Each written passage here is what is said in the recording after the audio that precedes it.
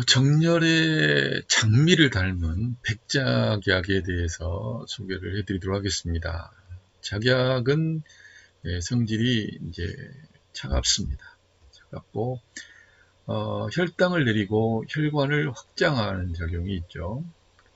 동맥경화를 억제하고 혈압 상승을 막아주고 또 고콜레스테롤 혈증을 또한 억제하면서 항산화 작용과 항암 작용, 관절염에도 효과가 있겠습니다.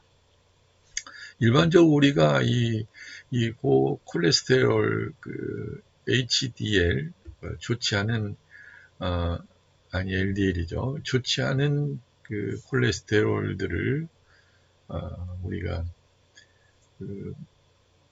가지고 있는 경우에는 일반적으로 다들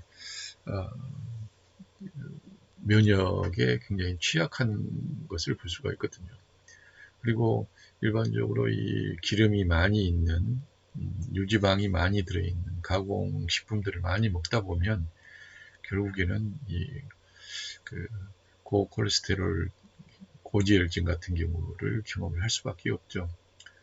그런데 이 백작약 같은 경우는 이제 그런 항암뿐만 아니라 항산화 그리고 콜레스테롤 증상들을 완화시켜주는 그런 부분에 도움이 될 수 있기 때문에 병후라든지 또 여성들의 달거리의 부분에서 통증들이 굉장히 많이 있으신 분들이라든지 그리고 이제 뭡니까 면역 부분에 있어서 상당히 취약한 분들 같은 경우에는 이 백작약이 좋은 효과가 있겠습니다. 백작약은 이제 한박꽃 뿌리를 이제 백작약이라고 이야기를 하죠. 그리고 해창이라고도 이렇게 신동 본초경에 소개를 하고 있는데 백작약은 꽃이 하얀 꽃을 그냥 백작약이라고도 이야기를 하지만 사실은 작약의 뿌리를 어떻게 가공하느냐에 따라서 백작약이냐 적작약이냐 이렇게 이제 구분이 됩니다. 그래서 우리가 이제 일반적으로 백작약은 하얀색 꽃을 핀 한박꽃 뿌리에 그 뿌리를 이제 이야기를 하는 것으로 생각을 하실 수도 있는데 그런 것이 아니라 이 백작약이든 백작약 이름하든 백작약이든 이렇게 한박꽃이 바로 이 붉은색 적색을 띠고 있고 분홍색 뭐 거의 백색 비슷하게 막 섞여 있는데 이런 색깔을 띠고 있던 산에서 나는 산작약이든 간에 이 작약의 뿌리에 가공하는 부분에 달려 있다.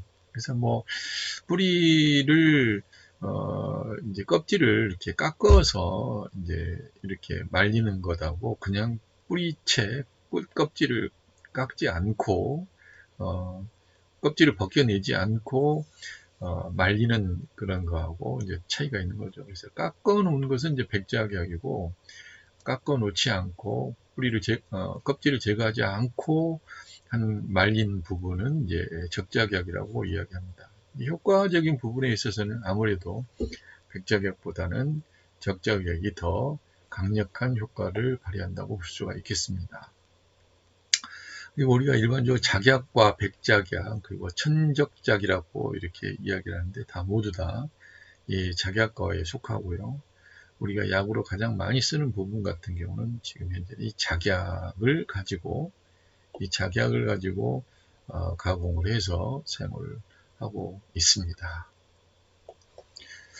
백작약의 일반적인 효능을 보시게 되면요, 이제 간의 혈이 허약하거나 생리불순에 효과가 있다. 일단 기본적으로는 간의 혈을 이제 보호하고 생리불순에 좋다.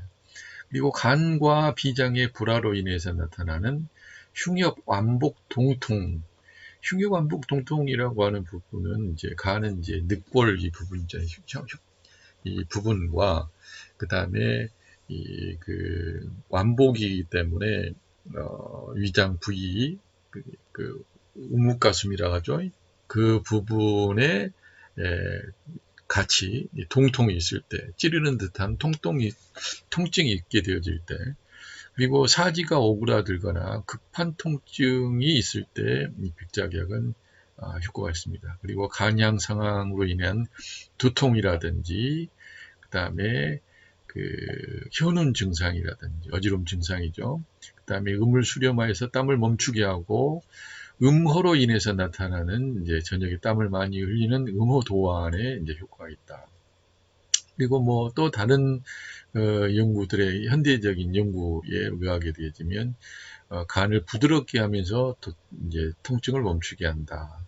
혀를 만들면서 또 음을 수렴한다. 또 간의 양기를 이제 억눌러 준다. 편안하게 해서 간의 양기를 조절해 준다. 이런 이제 효능들을 또 소개를 하고 있고요.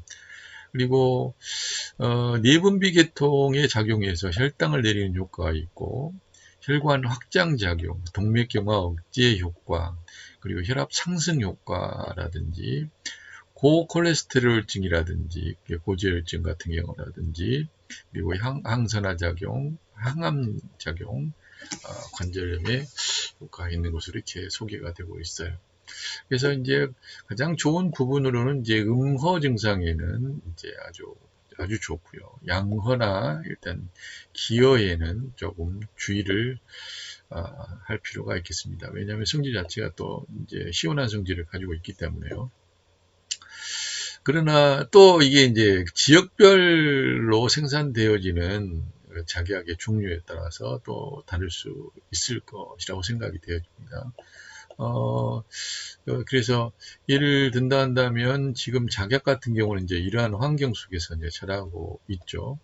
그리고 이제 국내산이라고 한다면 이제 바로 중국의 남방 지역에서 자란 그러한 부분들에 비했을 때는 이 정 자체가 남방에서 자라면서 이건 이제 양한 성질이라고 이야기를 하고 있단 말이죠. 양한 성질이라고 이야기를 하고 있는데, 이게 이제 만약에 우리나라에서 성장한 뭐 제주도라든지 우리나라 내부 산간 지역에서 자란 부분이라고 이야기를 하게 되면 아무래도 중국의 남방 지역에서 자라는 것에 비하게 된다 한다면, 그리고 중국의 북방 지역에서 자라는 이 지역들에 대한 상황들을 보게 되면 약간의 차이들을 보일 수가 있다. 이건 꼭 여러분들이 보셔야 될 필요가 있고요. 그 다음에 이게 중국산이냐 아니면 국내산이냐 아니면 평야에서 그냥 재배를 한 거냐 고산지에서 재배를 한 거냐 이런 부분은 꼭 여러분이 이제 기본적인 상황에다가 접목을 해야 될 필요가 있습니다. 열대지방에서 자랐다 생각되어지게 되면 이제 뿌리가 되기 때문에 약간은 뭐 지금 현재 시원하다고 이야기를 하고 있어요. 그러나 국내산이라고 한다면 국내산 같은 경우도 우리나라 제주도 지역 정도가 아니라 좀 경기도라든지 그다음에 산간 쪽으로 넘어온 부분이라고 한다면 약간 성질이 이제 평하거나 따뜻해질 수도 있다. 이렇게 또 생각을 해봐야 됩니다. 물론 이제 상대적으로 이야기를 하는 거예요. 그래서 전반적인 부분으로의 성질은 이제 양이지만 중국 것에 비하게 되면 제주도에 비하게 되어지면 더 약간은 따뜻하다는 이야기지 그냥 성질 자체가 평하고 성질 자체가 따뜻하다는 그런 이야기는 아닙니다. 그 지역에 따라서 성질머리가 이제 바뀔 수가 있다. 어느 정도 편차가 있다. 이 정도. 그래서 만약에 몸이 여러분들 몸 자체가 양어 증상을 보이고 있고 기어 증상을 보이고 있다라고 생각된다면 외국산 백작약에 대한 부분보다는 우리나라 백작약이 더 나을 수가 있다고 말씀드리는 거예요. 백작약은 숙기왕과 당귀와 청궁을 같이 사용하게 되면 이제 사물탕 재료가 되죠. 혈액에 부족한 증상들을 이제 강화되고, 시호와 백작약, 당귀를 같이 사용을 하게 되면 이제 소요산으로서 간장과 비장의 이제 불화된 조건을 이제 해결을 하고요. 우술과 대자석, 용골, 모료와 같이 쓰게 되어지면 이제 두통, 현운, 두통과 어지러움 증상들을 어느 정도 잡아주는 효과가 있겠습니다. 그리고 백작약은 이제 계지탕에도 이제 같이 들어가는데, 역시 그 초기 감기에, 그리고 어, 그 심장의 양기가 이제 잘 통하지 않았을 때 이제 생겨나는 부분들을 이제 해결을 한다. 백작약은 양이 허약한 한증에는 이제 좋지가 않다, 이렇게 소개를 하고 있죠. 그 다음에 백작 감초차가 있는데, 백작약과 감초를 같이 사용을 해서 쓰는 차가 되겠습니다. 일반적으로 백작하고 감초를 가장 그 약선적으로 활용하는데 가장 좋지 않을까 싶어서 소개를 해드립니다. 여기에 이제 백작 이 감초차는 보면은 감초 감초 2, 아니 백작약 2, 감초 1인데, 감초는 조금 덜 넣어도 돼요. 더 넣어. 왜냐하면 감초는 이제, 지금 상황에서 여기는 50g 대 25g 정도 이렇게 표시가 되고 있는데, 제가 보기로는 감초를 백작약을 한 50g 넣었다 그러면 감초는 한 5g 정도, 한 10분의 1 정도만 넣어도 충분하다고 생각을 합니다. 5g 정도. 5g. 물 600리터의 비율을 섞어서 꿀이나 설탕을 약간 타서 마시면 좋습니다. 일단 만드는 방법은 백작약과 감초를 물에 이제 깨끗이 씻어서 물을 뺀 다음에 다구 안에 넣고 물을 부어서 이제 끓이게 되면 되겠습니다. 물이 이제 끓기 시작하면 불을 줄인 후 은근한 이제 불에서 약불에서 오랫동안 끓이고 건더기를 채로 걸러내고 난 다음에 국물만 찻잔에 따라서 마시면 되겠는데요. 이렇게 되면 간을 부드럽게 하고 통증을 먹게 해주고, 피가 부족해서 안색이 좋지 않고 이제 생리할 때나 복통이 있고, 그 다음에 생리할 때 복통이 있고, 식은땀을 흘리고 손발에 경련이 있는 증상, 그리고 두통이 있는 증상, 또한 간질과 각종 경련, 천식, 신장결석, 치질 등에도 효과가 있겠습니다. 감초는 여러 가지 처방의 배합하에서 조화와 상호 조절작용이 뚜렷한 생리학으로 널리 알려져 있는 것은 너무나 우리가 잘 알고 있어요. 그러나 감초는 일반적으로 보면 총 그 재료의 10분의 1에서 20분의 1 정도만 이제 사용을 해도 충분합니다. 그래서 지금 백작약이 50g이면 감초는 5g 정도면 지금 충분하지 않냐, 이렇게 말씀을 드리고 싶어요. 또 이게 우리나라는 이 인삼을 굉장히 많이 이제 먹고 애호가들이 많이 있는데, 외국 같은 경우는 이 감초 마니아들이 훨씬 더, 그래서 감초가 서양 같은 데서는 만병통치약으로 사실은 이제 취급을 받습니다. 감초가 이제 청열 해독하는 작용이 있고, 또 이 중초를 보호하는 이제 그런 작용이 있다 보니까 그 청열 해독하는 이 부분만 하더라도 상당히 큰 효과가 있겠죠. 외국인들 같은 경우는요. 신농 본초경에 의하게 되면 백작약은 사기로 인해서 복통을 치료하고 진통작용과 소변을 잘 통하게 한다, 이렇게 소개되고 있고요. 백작약과 적작약의 효능과 그리고 치료작용은 동일하지만 백작약은 음을 수렴하고 영이 강하고, 적작약은 사기를 쫓아내고 혈액을 운행하는 효과가 강하다. 그래서 백작약은 토중 사모기요,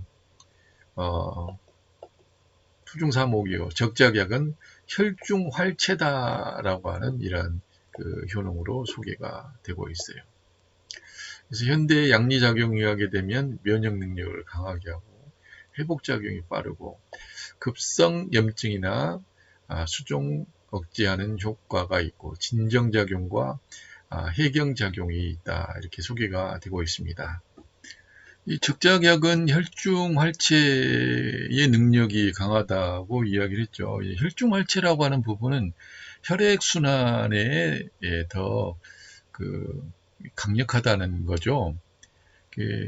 혈액에 뭉쳐 있고 잘 돌지 않게 하는 부분들을 잘 돌게 하는 혈액순환에 더 강력한 작용이 있고, 앞에서 잠깐 말씀드렸었던 그 백제약약은 토중사목이라고 이야기를 하잖아요. 이게 토중사목이라고 하는 이야기는 이 목을 조절하는 목의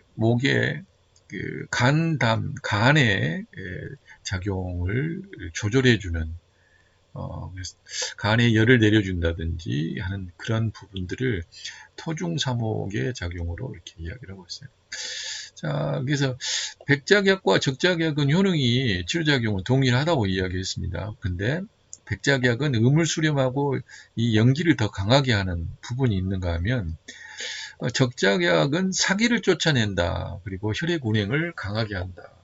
그래서 뭐 혈액 운행을 강하게 한다라고 하는 표현이 하는 표현을 여기에서는 혈중활체다. 적작약은 혈중활체다. 이렇게 이야기를 하고 있고, 그 다음에 백작약은 음을 수렴하고 연기를 강하게 한다라고 하는 부분이 바로 이제 백작약의 토중사목의 부분으로 소개를 하고 있습니다. 자, 오늘 여기에서 말씀드렸던 백작약에 대한 부분들은 이제 이 정도로 하는 게 좋겠습니다. 그래서 여기서도 보니까 식용 효과에 대한 부분에서 보면 보혈작용과 간을 부드럽게 하는 작용을 한다.